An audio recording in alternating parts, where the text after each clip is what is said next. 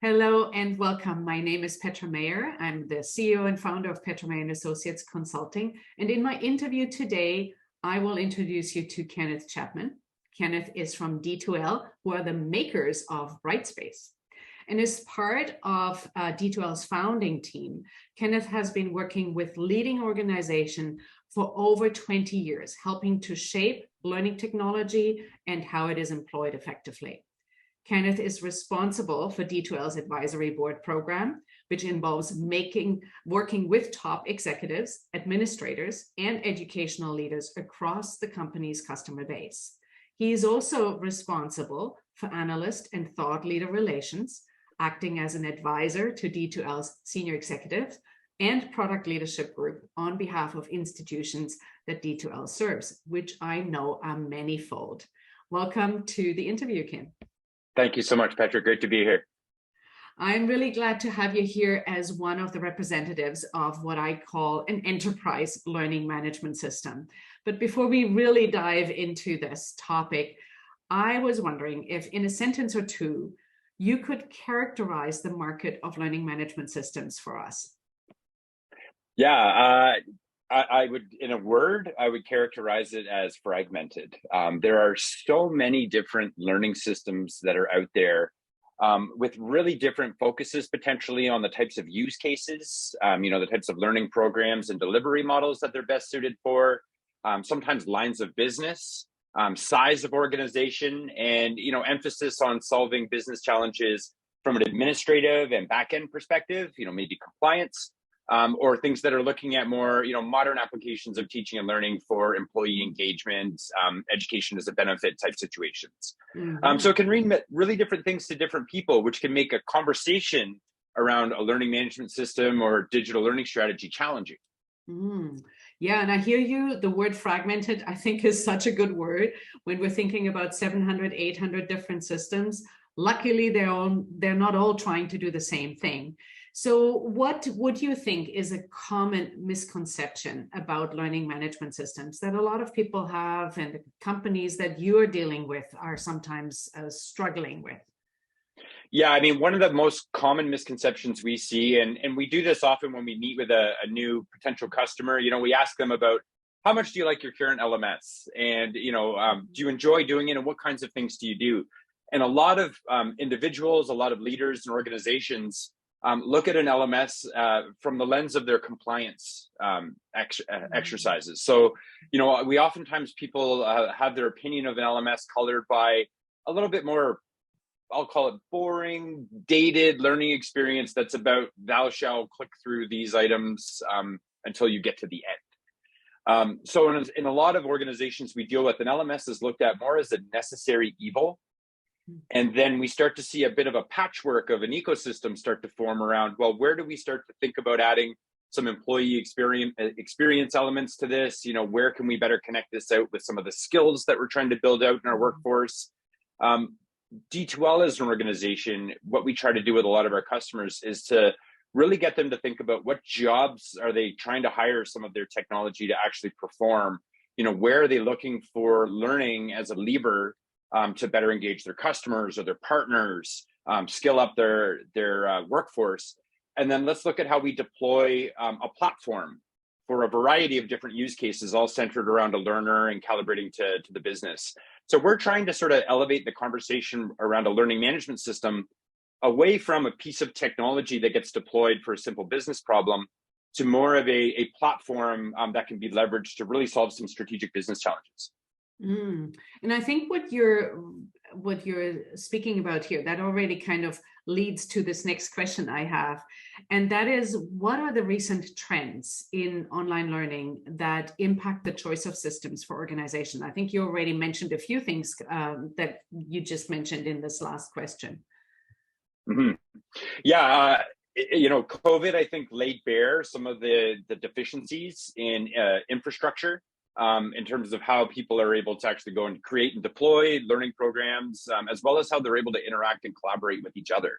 So when we talk to our customer advisory boards and we get a handle on, what are the things that are really impacting them, the challenges that they're trying to understand how to exploit for their benefit of their stakeholders, we hear things about really creating more collaborative environments. Where employees, where customers or partners that are using these learning systems aren't just consumers, but they can actually be creators. They're used to doing that. Their idea of engaging in a digital world involves them producing as well as consuming. So we see a lot of emphasis on building in really solid integrations with collaboration suites. So things like Zoom, things like Teams, as well as looking for sort of natural and ad hoc ways that cohorts of learners can collaborate and work together. Lots of organizations are doing leadership training programs using learning platforms like ours, or new joiner programs. And they want those people to be building up some of those social equity within the organization that they can't do in a face-to-face environment, or is harder now that they're more distributed as a team. Mm-hmm. Video is a big part of that, kind of side by side along with that. As people are expecting to be creators, they want to record themselves. They're used to doing that. It's kind of that TikTok generation is really starting to take effect. We want to provide ways to help an organization onboard some of that great content that their subject matter experts, that their employees can pass on, but do so in a way that is scalable, in a way that takes advantage of things like templates. So there's some continuity and some management of the cognitive load of all the people that have to consume this stuff. And so that it's discoverable and calibrated to the business, the skills, the jobs, the roles that are important. Sorry. Yes. Can I have one more trend? Okay, oh, sorry. Sure. The last trend that we're seeing is there's a distinct lack of skill and resources within the organization itself to actually go and do these things, to conceive of their goals for a learning program, and then to actually execute and deliver on a day-to-day. So we found that not only providing technology, but also providing some more managed services around content development, instructional design strategy, and even the administration of the platform itself helps to augment some of those gaps that organizations have. Mm-hmm. Everything you just said, as you know, I've been working with two clients, very different types of clients who are utilizing D2L Brightspace. And it's very funny because these organizations are very different. So while one values the video from a perspective of I can upload video and host it in the platform and it's easily accessible and it looks professional, the other organization very much likes to tap into this. I can record the video directly in the platform, and with that establish a connection with my learners, which is something the first organization would probably not feel, those individuals would not feel comfortable with. So the change of generations, you were talking about the TikTok generation, the change of generation now impacting how learning is being created. It's very interesting that you put your finger on that, because for some, it can be very painful to go through this process. They're very self-conscious, while others, they see it as a fun way to express themselves. Yeah, and within an organization, there could be diversity, where some business units, some leaders want that more, let's call it conservative implementation, and others want to go and push the boundaries. And our philosophy is, as a more of a platform sort of approach than that siloed traditional LMS. Everybody can benefit from the different flexibility pieces there. And when one is ready to go and adopt some of those things and seeing what works, one can go ahead and do so. Mm-hmm. So when we're looking at that, I think you were talking about integration with other systems. You're now looking at, you've got options and you can utilize the options to the needs of your organization or even the department or the person who is creating the content. What should organizations who are searching for their first LMS, what should they keep in mind before they sign up with any particular service provider? Yeah, I'm a big advocate of, the people and their needs come well before the technology. So, any real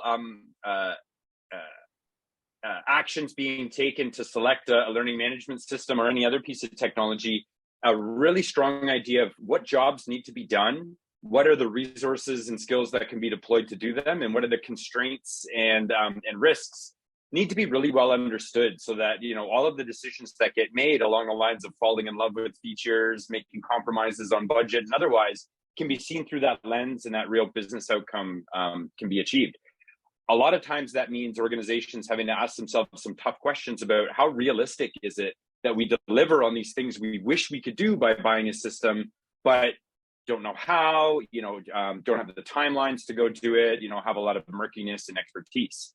The last thing I would recommend that organizations really think about before they get down into that feature list and the types of things you see in a evaluation spreadsheet often is take a moment to rethink some of their, I'll call it an engagement model. So, with employees, it may be how their ability to interact with learning and see that connected in with their job functions or their progression.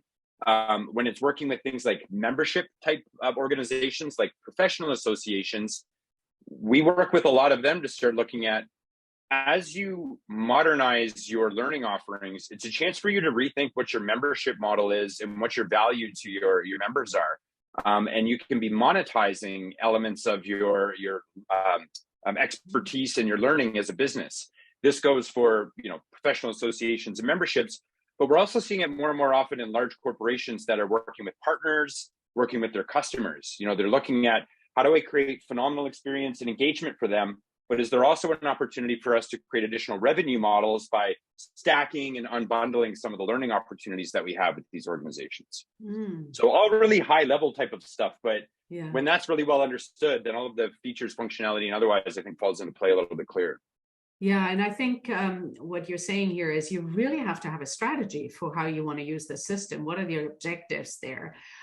Well, sometimes within an organization, I think teams are put onto searching for a system who don't necessarily have that strategic view. They have a very specific pain point that they're supposed to put a Band-Aid over, and they're looking for a system that helps them to do that. And then once you go deeper into it, there's many more opportunities. And if there's no strategic lens over it, then they are being missed. I think that's that resonates with me. So let's talk about D2L Brightspace. So we've talked a little bit about the trends in learning and development, what to keep in mind, the pitfalls that could happen in the search of a system or in a transition of a system, the opportunities that lie in that as well. Who would you say is the ideal user of D2L Brightspace? Yeah, that's a good question. It's probably the hardest one for me to answer.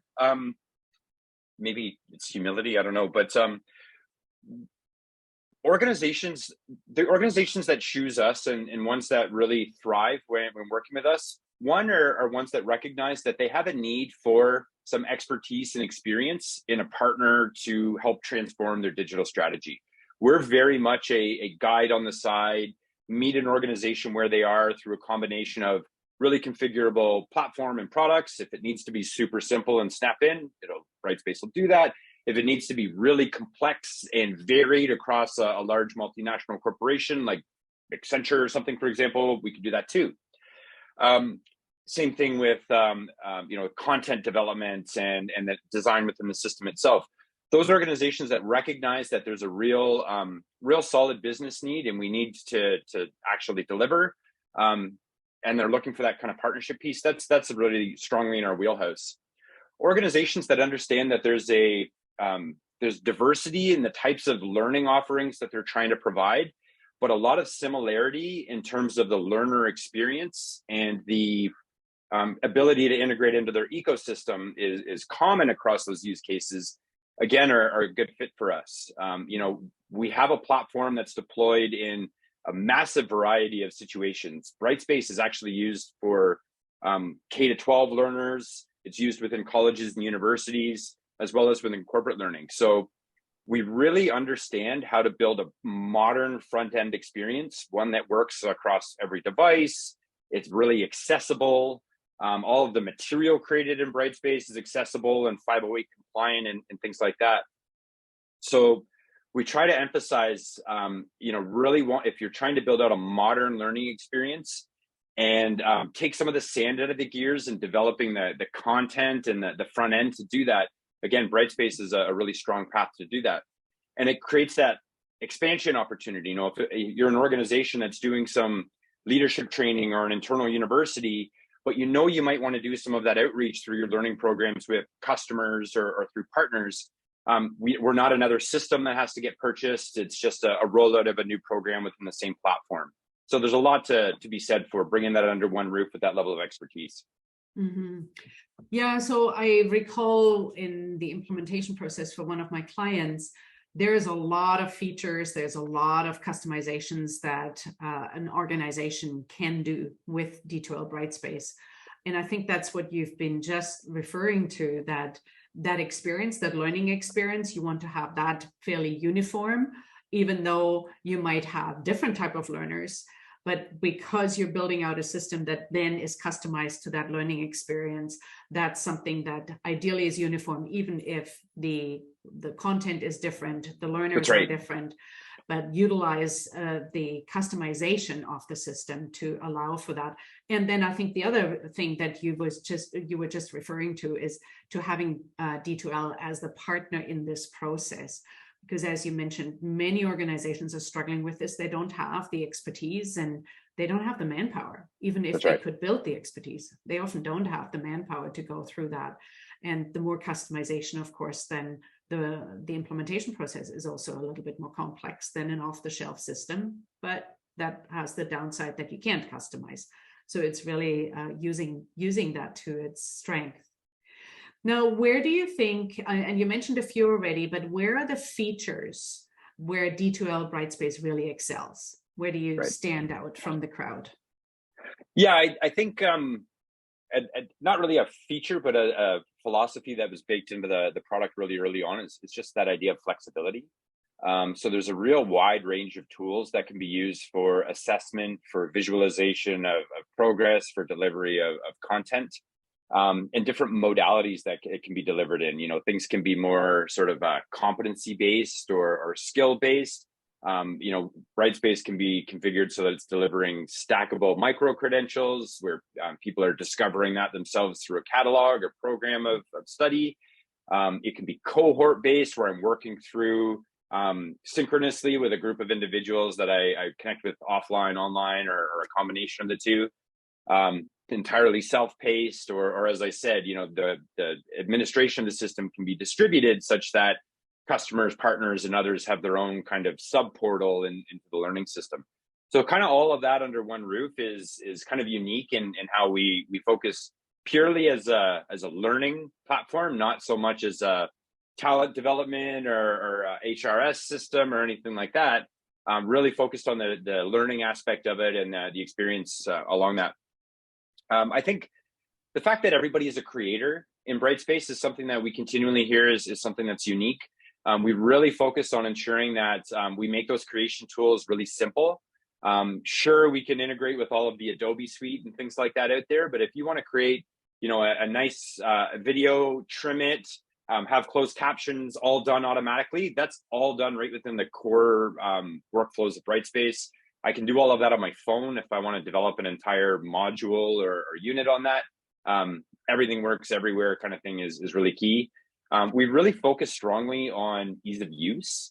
So just drag and drop capabilities, constantly refining what's that minimal amount of decision-making somebody needs to have to go and create something that looks good and can be deployed quickly. Video is something that's differentiated in terms of how we work with it throughout our entire platform. We support video stored and captured and streamed natively through Brightspace. So again, if an organization doesn't want to go through the expense and infrastructure of wiring in all a video management system, can be done right within the learning system. We close caption everything. It's all searchable. Again, as we look at what are the most engaging types of content and ways to create presence and increasingly online and distributed learning system, video is one of the ways that comes up a lot. So we've got a really nice tool that does like video-based skills assessment. And I actually use this all the time before I do interviews like this, because it helps me find out how often do I use things like, what's my rate of speech over time? Are my words clear? And I can get that kind of, I just use them. I can get that kind of feedback solo. I can do it with a mentor. I can have it through a more formal process where it's graded. Lots of decisions that an organization can make on what's the job I'm trying to do, what's the experience I want for this employee or this customer, and D2L will follow suit. Mm-hmm, mm-hmm. So when you're looking at something like this, where you can really customize to the learning experience you want to deliver as an organization, what does that look like when you're doing a typical implementation project for Brightspace for let's say a mid to large size organization? Yeah, typical is a funny word for us because we do work with so many different organizations. But I mean, really, what we try to do is, we'll do a consultation up front. We typically know a lot about the organization and their goals through our sales process. That's part of where we do things a little differently. We have a highly consultative sales process, so we don't kind of come in with the generic pitch deck. So we kind of have a sense of what the business goals, the outcomes are. We'll run a kickoff meeting where we start to review what kinds of resources, timelines, and constraints is everybody jointly working under? Are they realistic? Do we need, do we need kind of an escalation path right out of the gate, or are we good? And then we start to map out, what does the implementation look like? Are there specific phases that we want to work through based on availability of resources, based on internal milestones or pilot phases, however the decisions have been made to roll out? And then start to map out the change management process involved in actually executing against those. So we found as an organization, change management consulting is something that is baked into all of our implementation and customer onboarding. The more we can help advocate for and impart some of the best practices we've learned from lots and lots and lots of successful implementations, the better our customers are set up to succeed with their investment in time. And then depending on the needs of the customer, we set up some of those handoffs. In the case where, upfront, D2L might be driving more of the upfront work for content development and then handing over the operational use of those templates that we might have built. So we'll create later phases for those depending on what some of the milestones were in the project itself. After that, we have a customer success group. So they're not salespeople, they're happiness people. And their job is to work through a quarterly customer plan to look at, okay, how is our next window of these phases and the evolution of the implementation changing? How are we tracking against business goals? And just constantly moving the goalposts as necessary to make sure we're doing the job we were hired for. Mm-hmm. So it sounds quite complex. And, from experience, I know it can be complex. What is it that the organization, the company on the other side, has to have in place in order to meet with your team on an equal level to make this implementation a successful one? It can't be all on your shoulders. They've got to carry their weight. So what would you recommend for them to have in place? That's a good question, actually. It's something, I think some of the things I talked about earlier, they want to have, what are their real business goals? I think they need to know, and by that, I mean some level of detail around that, some use cases, call them stories in the parlance of software development. But, who are the key actors? What are the key functions that they need to perform? Who is stakeholders and the outputs of those functions that they perform? They need to know, what critical systems need to be able to integrate into Brightspace in this instance. So, what is the system of record for where authentication is coming from? Where does data from Brightspace need to flow if there's, a BI or a data lake or something that the learning data is being fed into? Or vice versa, if there are other learning tools that are subservient to Brightspace, how do those ones need to get in there? Internal project phases and timelines and kind of those drop dead dates, obviously, are always super important for a project meeting. And then who those key stakeholders are. So, as we start to map out responsibilities and create that matrix of who needs to be accountable, responsible, and aware of everything that's going on, we need those things to help understand the communication plan and that we don't have any blind spots out of the gate. Mm-hmm. Sorry about that. Phone ringing in the background. That's really helpful. And I think it will be helpful for people to hear this, that they have to put the resources in place to make this a successful project. So now let's talk about pricing model then for client. How do you structure your pricing? Yeah, we do a typical SaaS model. So it's a user subscription based on the learners that are accessing the system.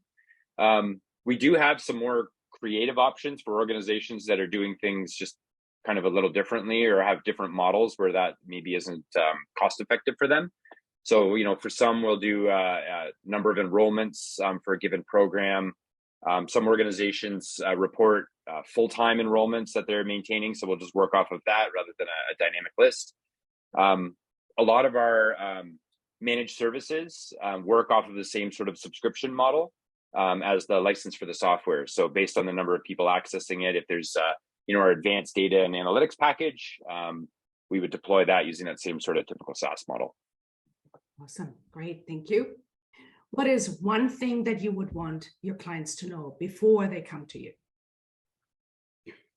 I think something that's important to realize when talking to D2L specifically is just how important our history and our experience in education is, and how much of an asset it provides us in terms of really seeing some of the most innovative approaches to delivering online learning, and to a wide variety of ages, backgrounds, demographics. It really differentiates us and helps makes us a really strong partner in understanding the types of practices to advocate for organizations that maybe know what they need to get done but aren't experts in this space. It really helps us be laser focused in accomplishing some of those business objectives because we've often done it before. Excellent. Well, thank you so much for all the insights you've given us here today about the system, about D2L Brightspace, but also about the industry as a whole, where things are going, and for organizations to consider where Brightspace would be a good solution for them. I really appreciate it. I hope I'll find my voice again. But I thank you for your time today here, Kenneth. Thank you so much, Petra. My pleasure.